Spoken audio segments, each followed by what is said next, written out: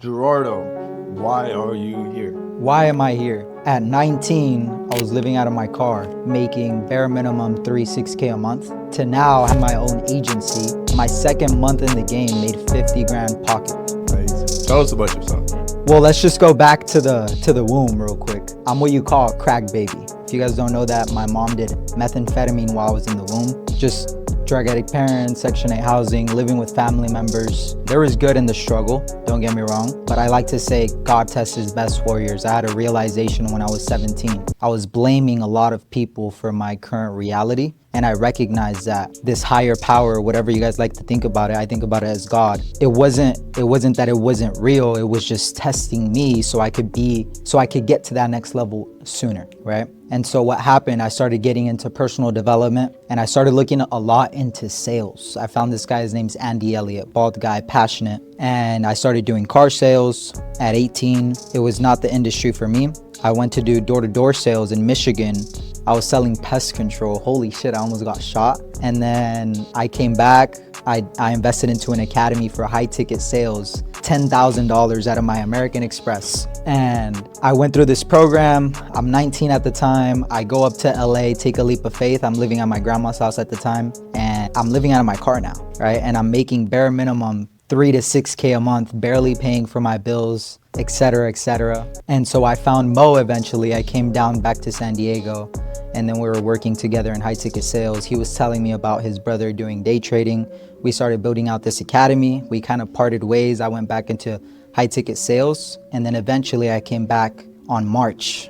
I hit $37,000 profit. And then this month I already hit $50,000 profit. Amazing. By profit, you mean that's literally money that you put in your own pocket. Is that wrong? That by profit, I mean that's like money in my pockets. Yes, that's real. Amazing. Super real. You were a closer before this because now you became an agency about 2 months ago. What's the most amount of money you made as a closer compared to? When I was a closer, the most amount of money I made was $22,000. But as an agency owner, I do a lot less work. Obviously, it's a lot more tedious because I have to take care of the people that work with me.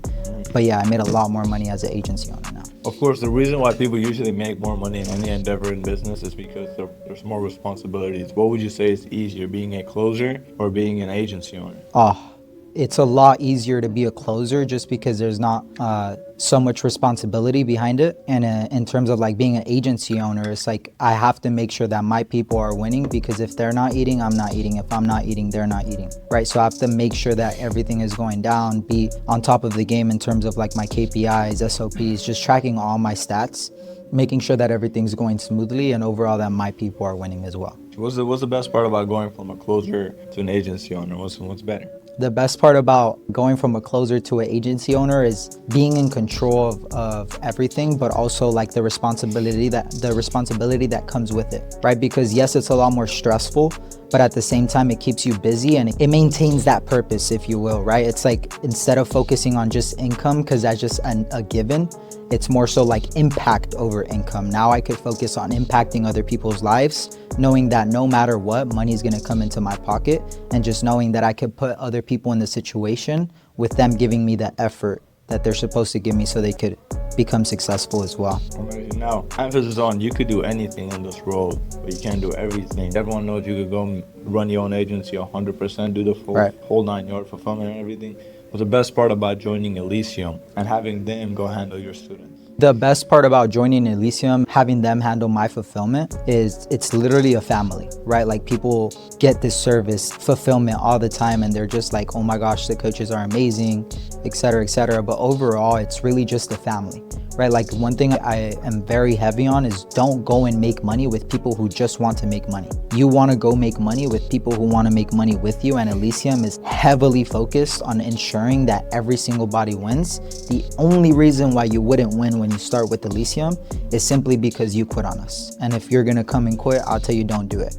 But if you want a family, you want people to push for your success, it's value for value or else you devalue. Provide us value and we'll provide you a ton more. Amazing. Now, what's the plan for your future? Are you planning on getting everything in and going and building your own thing, or loyal, committed with Elysium, knowing you could just grow easier, faster, grow here? I mean, the plan for the future, obviously, I would love to venture out into my own investments. But overall, just keep it here. Fulfillment's gonna be insane coming up. I mean, we're a bunch of 20-year-olds making it happen, not only making money, but changing other people's lives. I love the vision that Elysium has since the business was built, which was November of 2025. 9 kids, I'm talking about kids, have gotten cars. 9 different kids have gotten 9 different cars. Right, so for us, and yeah, it's not about the cars, it's not about the money, it's about the mindset that it took behind that. Now, our program, our academies aren't so great because it's our academies. Of course, I'm biased and I'm gonna be like, oh yeah, it's the best, but it's so great because of the people that we bring in, the passion that they have behind it, right? But yeah, the staying with Elysium is definitely a long-term thing, but venturing out as well would be insane. Amazing. And then obviously making $50,000 pocketed at 20 years old. What's your goal? Well, how much more are you gonna do? When are you gonna do it? We gotta touch a quarter by the end of the year. Come on, quarter mil pocket. Last thing you want to leave for any agency owner, closer, anybody watching this video that's like, holy shit, let me go become like Gerardo. What's your message to anybody watching this video? Biggest thing is no matter what you do, it's going to be scary. It's going to be scary. You have to do it scared, do it unsure, and it's literally like Nike, bro. Just do it. You know what I'm saying? Because at the end of the day, you're never gonna know if you're going to be successful unless you start it. And there's this quote by Mark Cuban. He used to own the Mavericks, a basketball team, NBA team, and he also used to be a part of the Shark Tanks. Might ring a bell. He's a billionaire, right? I take advice from people whom I want to be like. This boy is a billionaire. He says every individual has 2 to 3 windows of opportunity in their lifespan. The hardest part about those opportunities is recognizing when they're in front of you. Why is it so hard to recognize these opportunities, you might ask?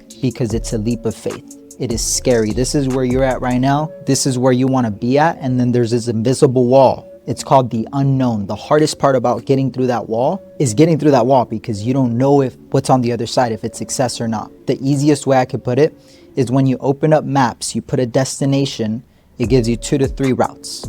Let's think about the destination of success. Those 2 to 3 windows of success. The only reason why you wouldn't make it from point now to point success is simply because you stopped driving or you didn't drive at all. So keep the drive and keep going because at the end of the day, motivation dies.